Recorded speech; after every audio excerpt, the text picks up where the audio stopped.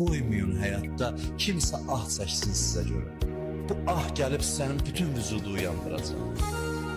Bir nəfərin ahı, ürəyinin qəmi, sən səbəbkarsansa, mən alimlərdən birindən eşitmişəm, deyir, tövbə eləyərsən, bağışlayarsan, bağışlayar. Halallıq da istəyərsən, halal da eləyər.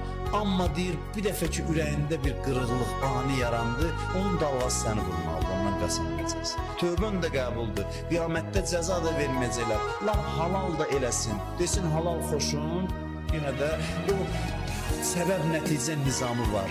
Ah, dünyanın nizamına təsir edir. Qəlb çox incə məqamdır. O gəlib sənə hardasa zərbəsini görəcəksən, mümkündür ki, görməyəsən. O zərbə sənə gəlib toxunmalıdır. Ona görə böyük insanlar çox həssas olurlar